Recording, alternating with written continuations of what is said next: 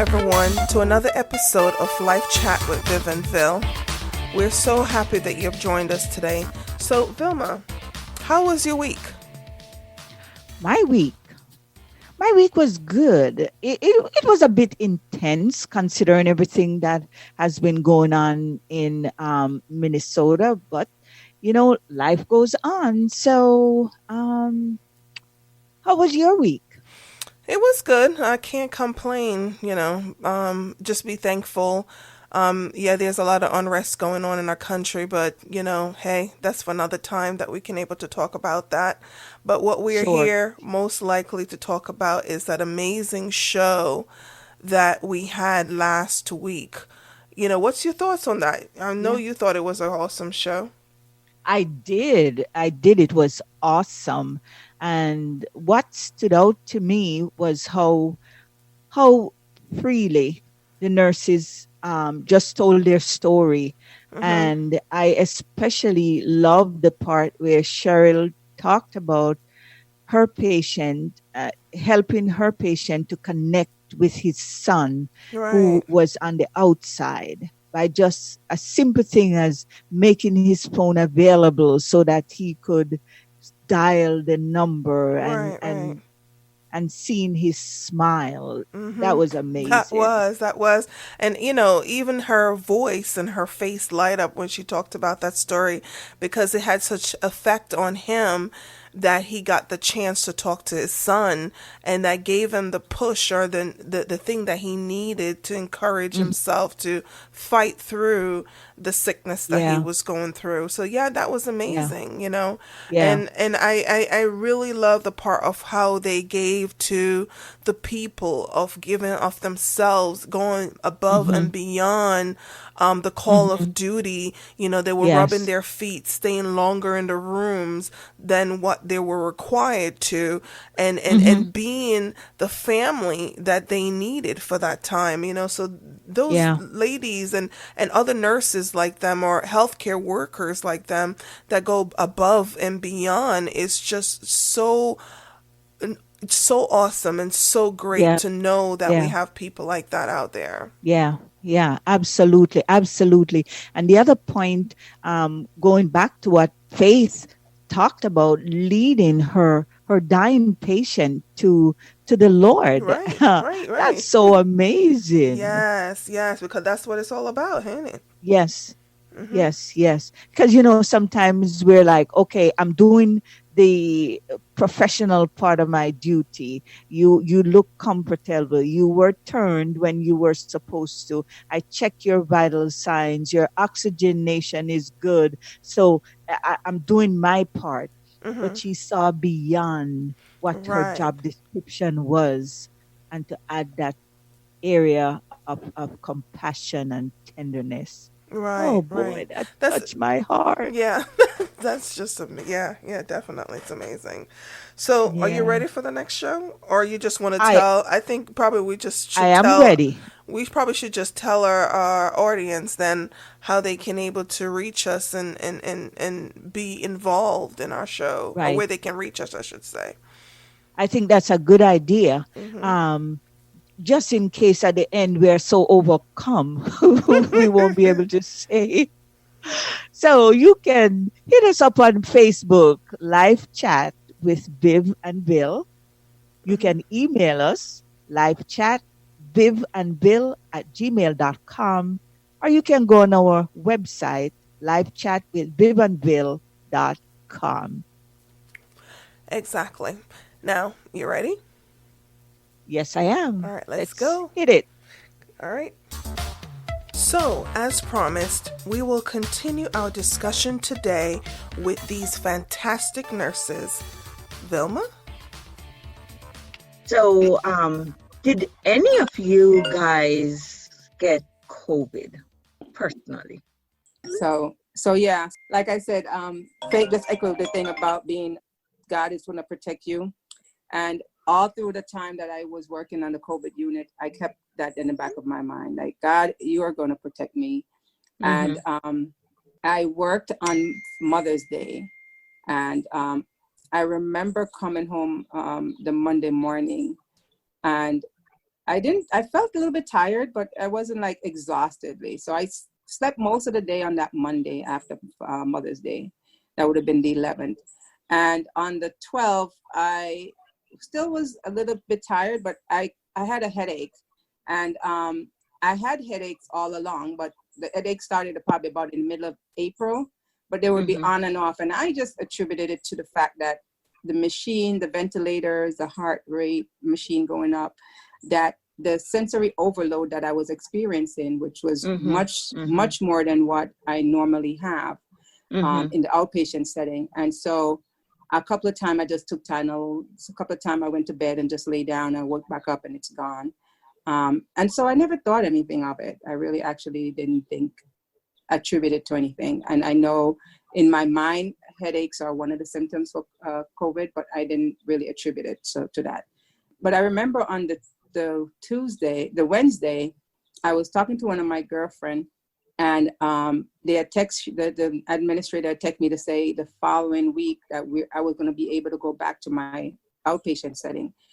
And I was telling her, and she said, "Oh, you have to get clearance. So you have to get one of the COVID tests done on that week when you're off before you go back to the outpatient setting."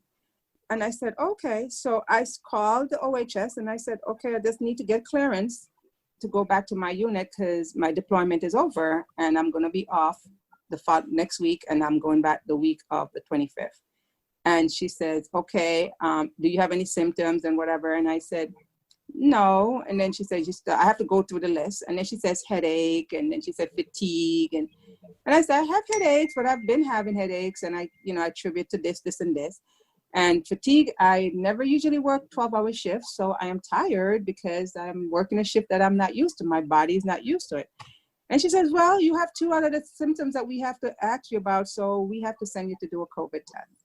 And that was the 13th of May 13th. So I'm there since March, April, and this is May. And so I went for the test on May 14th, and I didn't hear anything on the Friday, which was the 15th. And my son on the Saturday said, "Ma, did you get back your result from your test?" And I said, "No, I didn't hear anything." And I, I don't know if everybody know that saying, no news is good news. So I took it like, okay, I'm fine.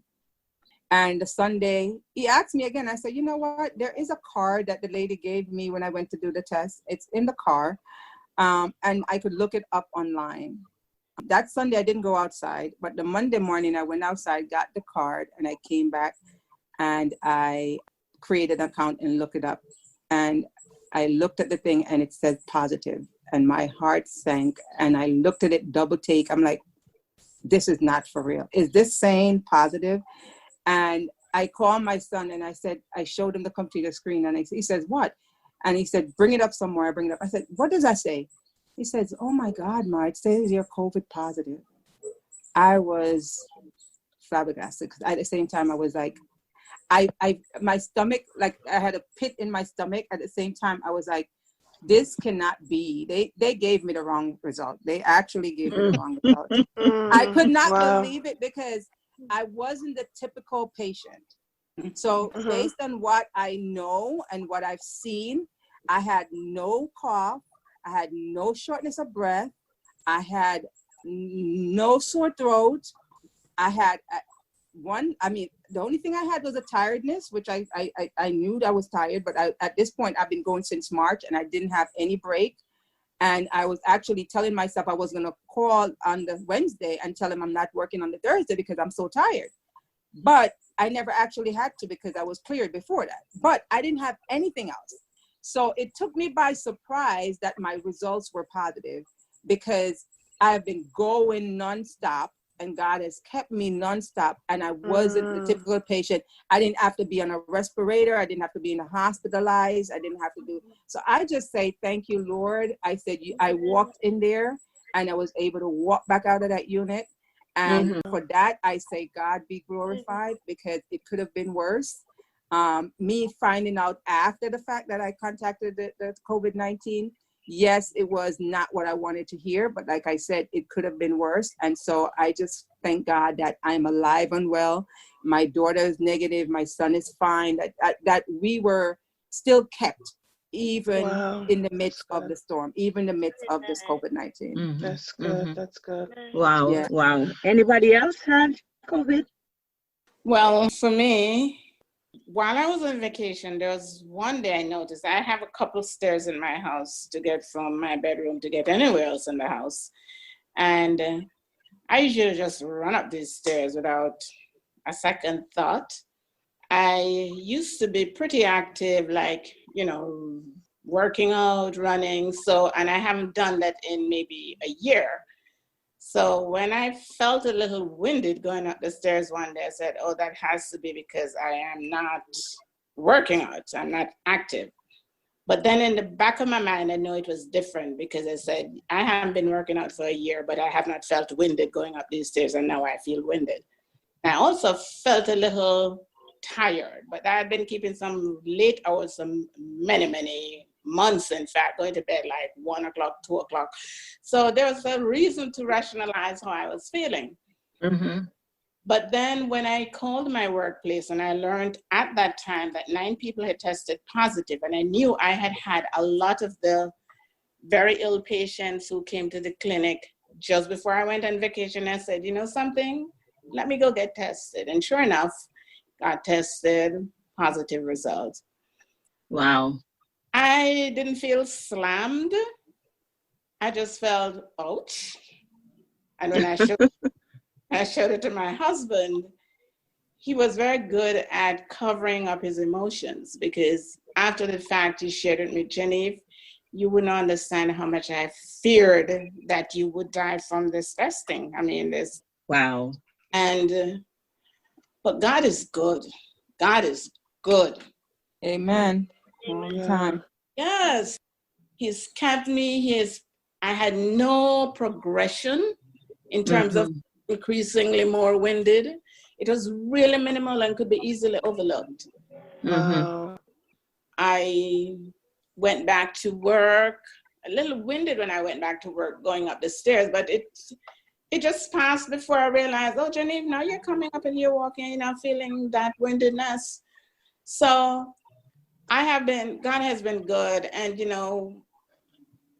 having tested, and even though I did the social distancing at home, I realized that I never knew at what point I was exposed. So therefore, Right. it's important that I had my husband tested. And he tested positive also. He had absolutely no symptoms, Mhm. but he tested positive. Mhm. And my elderly mom, she'll be 85 tomorrow. Wow. I had concern Shout for out to mom. her. Happy birthday. Shout out to mom. I will tell her. So even before I got tested, I was saying, just in case I might have been exposed to anything at work, let me just safeguard by wearing masks and stuff around her, which I was doing for a good couple of weeks before I got my diagnosis. There was one particular week when she just looked not well. And there's one day it culminated in her passing out as the attendant who works with her 10 hours a day was taking her to the bathroom, and she had to bodily lift her back into her room. And I said, you know something, let me go test her. And I got her tested. Sure enough, my mom was positive. Wow. So that's when I got really concerned, because in terms of her body's ability to fight this disease. Right. Right. I wasn't sure she would be able to do it, especially how she had been that particular week. Mhm. And she kept asking me, Genevieve, have you got my results yet? And I said, no, Mom, I haven't got it. And finally, when I got it this particular Friday afternoon, the Saturday morning, she asked me, but I know my mom, if she knows she has COVID-19, it's going to play on her mind. And if she was mad before, she was going to be severely sick now if she made it. Mhm. I my family, and we consulted, and we came to the decision she shouldn't be. There was some wanted her to be told, some no. I thought I'm the one with her. I know how she was going to respond. So I said to her that Saturday morning, I said, Mom, I got your result, as a matter of fact, yesterday evening. And you know something, you're the best one of us. Awesome. In my mind, that's interpreted. Oldest one of us, and you're kicking the butt of COVID-19. Mm. Her Oh boy. Oh wow. But that's something that you said that's really good too, because sometimes our minds, we go off on our own trip and listen to these voices that tells us, oh, you're sick now, you have to come with all the symptoms and everything that need to come with the sickness. So that, even though, some might say, oh, you shouldn't have lied to her, but yeah, you kept her in a good spirit. She Oh, used to yes. feel confident that she doesn't have it, and she will continue to walk in joy and walk in peace, even though she did have it. You know what I mean? So I think that's good, because mentally sometimes our minds plays on us. Plays havoc. The smile on her face was worth it. Exactly. Right. I had her walking out of this house, something she hasn't done in well over a year, because she had some, she had broken her leg in 3 places, and her recovery was just very difficult. And that week we had her walking outside of the house with a lot of handheld support. But the point is, she did more than she's ever done, and to this day, she doesn't know that she had it. It was not a decision to keep her in the dark, but it was a decision to keep her as healthy as possible, mentally, physically, psychologically, name it. Right. God be all the glory. Good. So I have a question for you ladies. Now, being that you guys have been around so many different cases, 2 of you have contracted the disease yourselves.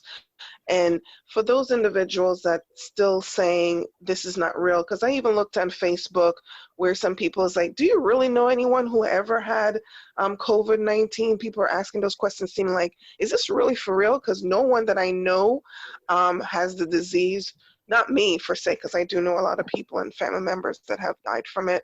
But what would you say to those individuals that may think because they don't have it or they don't have the symptoms, and just like you guys pointed out really well, you may think that you're fine and you feel fine, but you have it, and that's one of the things the doctors are saying is that you may have it and you don't know. And you guys clearly stated that in what you said about you feeling fine. You might have a slight headache or you might feel a little fatigue, but then some people have really severe cases that they need the ventilators, and they, some people complain about diarrhea and different things like that.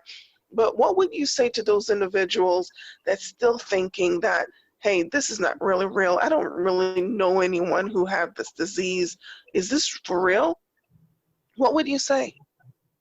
So I'd say resoundingly, it is for real. And my view has been the people who are symptom free are the who are more dangerous. Right. Sense of responsibility towards safeguarding themselves and those around them is reduced because they feel they're fine, so hence they can proceed to behave as if everything is normal. I think once you have been tested and the sad thing is that the people to whom they might be exposed then are people who are sufficiently immunocompromised to some adverse outcomes. Whereas once you're tested, you have the infection, you are committed, much more committed to taking the precautions that you're advised to take in maintaining social distancing and in, doing the necessary sanitizing and just taking care to protect you and those around you. Recommendation would be for as many people as possible to get tested for COVID-19 infection. Then I certainly recommend testing for the antibodies, because likely the people who never had symptoms but had it, that's when you're going to know that they've been exposed, because you cannot create antibodies to something to which you were not exposed. Right, So right. Yeah, that makes a whole lot of sense. exactly. Recommendation, get tested for antibodies. And one would hope that in the future we learn that this antibody will prove to be protective for further exposure, or certainly to reduce your risk of coming down with severe illness should you be exposed again. You know, because Right. Right. there's a likelihood that we're going to have a resurgence, especially with the recent news about how people are just throwing off all sense of responsibility about social distancing and wearing their masks. We've seen this on TV recently where just over this weekend, so many people were, these pool parties, people were, there was different spaces swimming because there are so many bodies in the pools and nobody was wearing masks. And supposedly of them probably feel well, but you cannot tell me that amongst those groups were some people like my husband and myself or Cheryl who had minimal symptoms or none at all. Right. Right. Right. Yeah, and that's the fear. That's the fear I have with people saying, "Is it real?" So, if you're in the front line, like you said, you see the devastation of what actually took place. At one point in the hospital, we had over 3,000 patients. Just in my hospital alone. And it is definitely for real. And I think that the fear is that most people who have not gotten in contact with somebody with COVID-19 or have trumped it off to like, oh, you know, there's not so many people just because it hasn't reached them.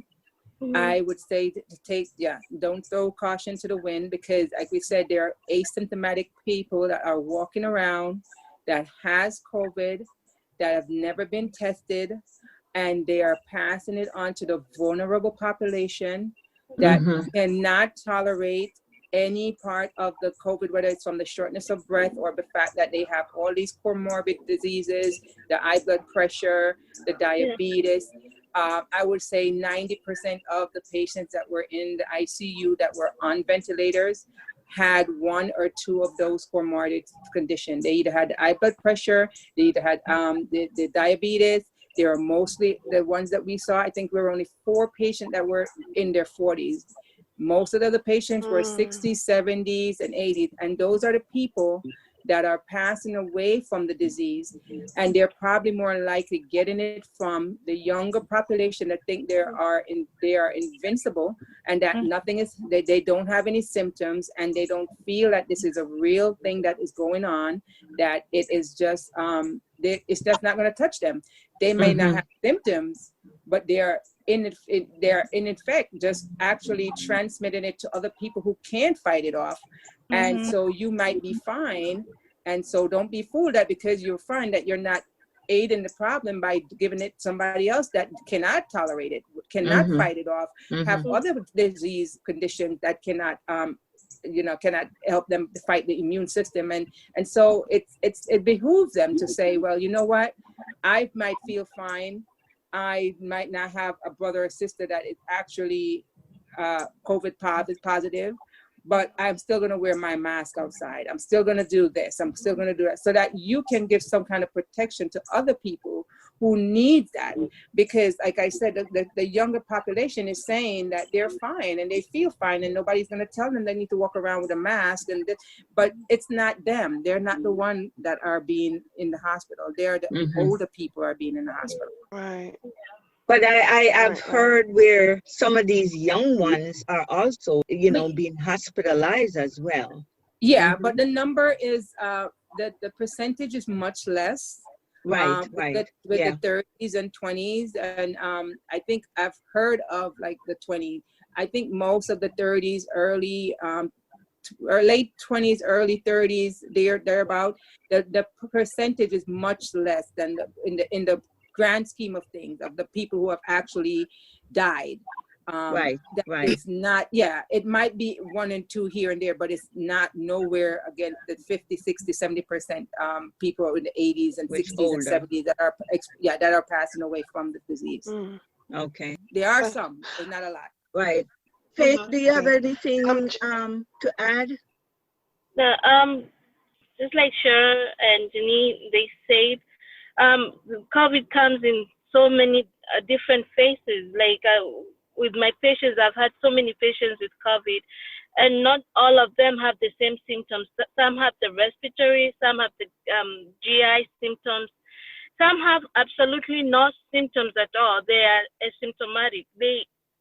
Like I remember just telling one of my patients, "Congratulations, you made it through the COVID." He told me, I never had it in the first place because he tested positive, but he didn't have any symptoms at all. So that was funny. But yeah, so these are people who are going out spreading, like, yeah, we have to just be protecting other populations.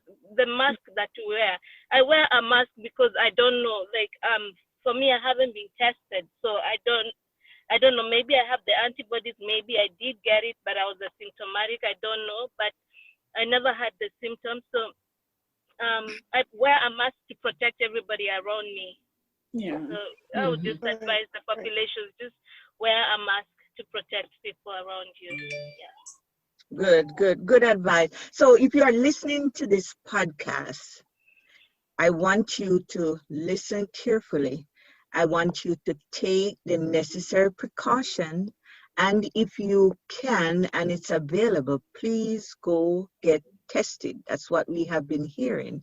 So it's nothing to joke about.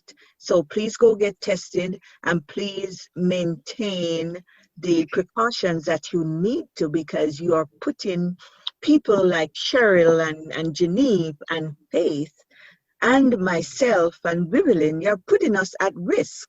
And so please, ma'am, please, sir, please, young lady, please, young gentleman, go get tested or maintain social distancing, wear your mask, hand washing, please, please, please. Wow, this has been, really, really astounding. So here's another question that I want to ask you.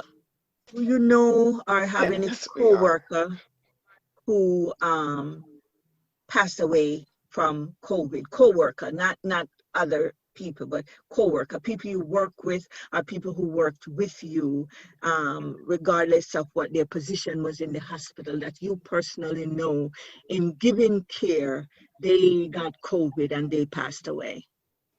You know anybody? No? Personally, no, I don't. Yeah. Okay. So I know a friend, Cheryl Mike. Yes, the He was pharmacist. pharmacist at the hospital where I had worked, Montefiore, and that's where Cheryl was deployed to. And he had worked for years, and he had only just retired in March. And he succumbed to COVID in March at the same hospital where he worked. Yes. And also the doctor, Dr. Goodrich, which was a neurosurgeon that performed the surgery on the twin. Yes, the twins that made headline, separated the twins in 2000. I want to say it's 2010 or 8, somewhere around there. But he actually did succumb to COVID-19 and passed away. And he was the chief of neurosurgery. Yeah. I do know another nurse that actually did pass away from COVID-19, and I actually I have another person that I know was actually an aide, worked as a nurse's aide, and she also passed from COVID-19. So yes, our job itself, they put us in a place where we are vulnerable by just the nature of our job.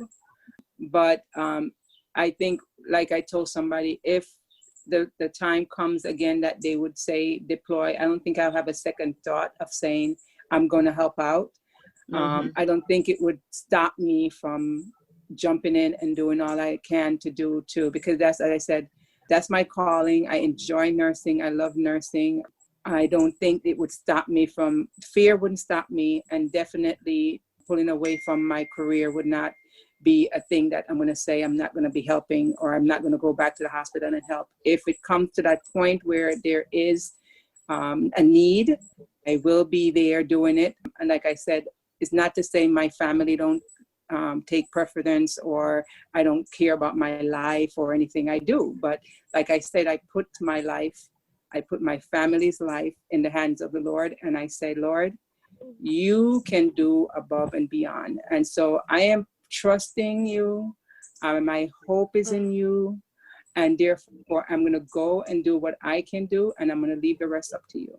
And so, yeah, we are in the front line, and it is a hazardous condition that we're going into. But as I said, the battle is not ours, it's the Lord. And so I trust that he will take us through it again. And at that time coming, we need to do it again, then we just have to do it and just put our hope in him. Mm-hmm. That's awesome. That's awesome. You think you have changed any from going through this experience? Has it left an impression, an impact on you? Somebody else want to answer? Or you want me to answer? This season, this time, either you, Faith, Genevieve, or Cheryl, any last words before we? So for me, I feel absolutely more grateful to God, because it's one thing to talk about God being able to do something, and it's another thing to experience Him doing it for you. Mm-hmm. And I'm not sure, there'll always be the question as to why does one person die and another person does not? For me, as someone who did not succumb to this, it forces me to think that, God is not like God loves you more than the love that God has for his children is not partial. So if he chooses to keep you here, having been exposed and come down with infection, then there has to be a reason why you're still here. And it behoves me to make sure that my life is impactful, because God is not about wasting time. He's not about doing something without a reason. So if you're here, then clearly there's a purpose for you being here.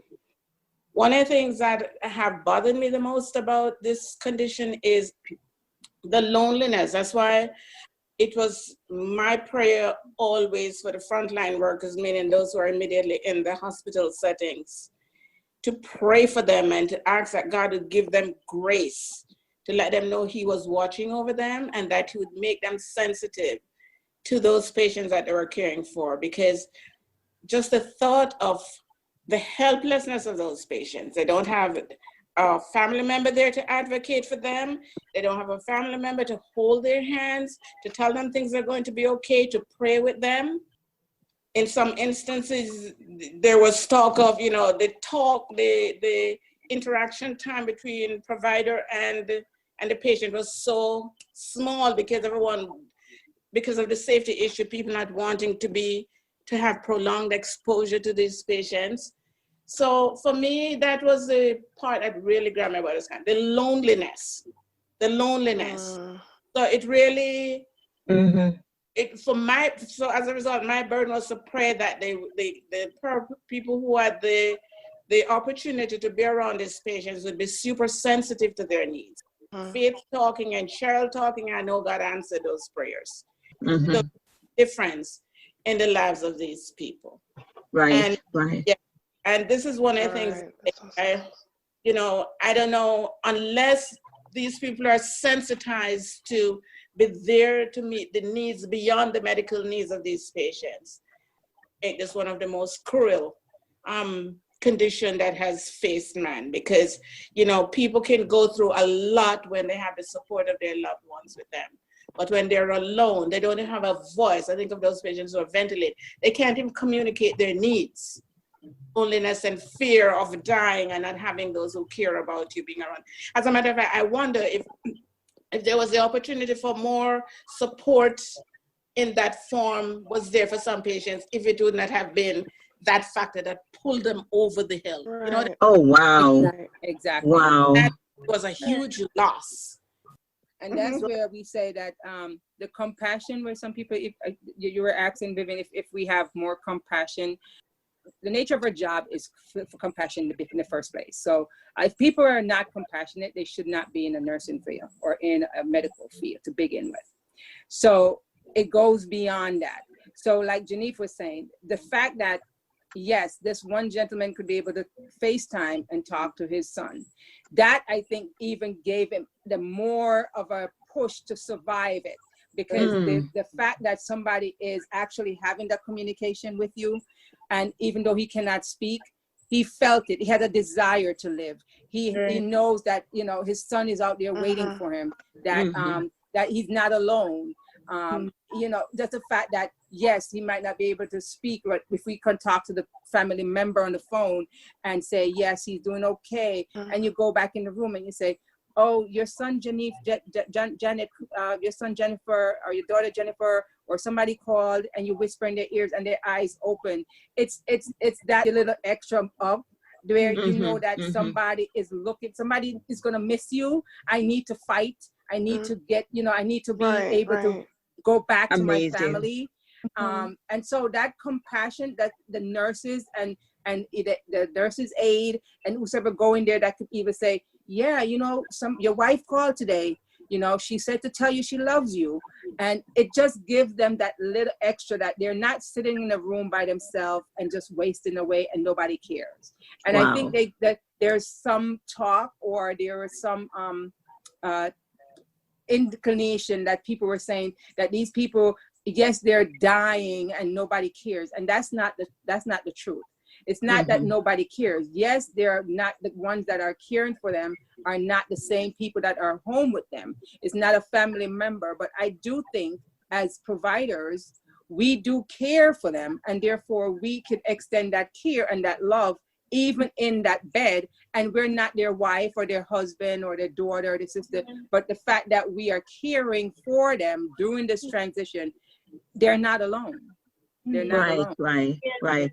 This, Vivian, this is so good. I think we need to have these nurses back. Can you hear me, Vivian? I think we need to have them back maybe 3 months down the road and see if you have the same, and see if what your opinion is.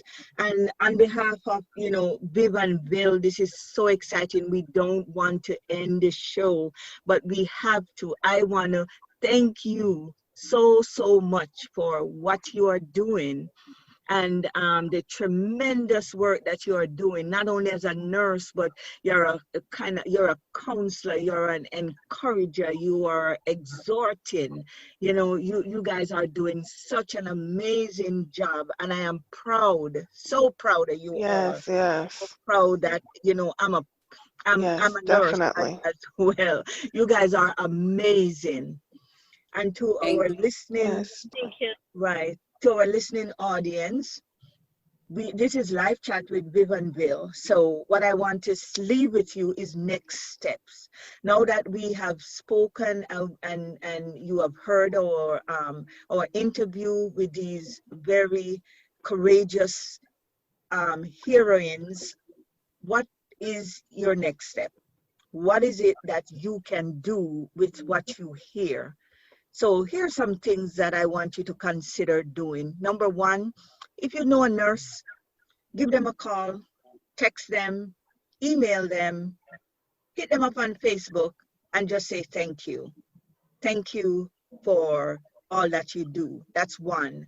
And second next step that I want you to do is try to return the kindness by protecting them, by wearing your mask, wearing your shield where necessary, wearing gloves when it is called for, and maintaining social distance. That's the next step that I want you to carry out for us. And as you journey and make these steps, you will find out other things that you can do. And if you were thinking you can't do it, it's life. These ladies have done it, and so you can. You just need to dig deep to that inner man, and you will realize the awesome job that you are able to do. Any last words, Bibilin? Yes, and remember that with God, all things are possible. Don't just dream your life, you also should live your dream. Thank you. Thanks. Bye, everybody. See Thank you. you. Bye. Thank you.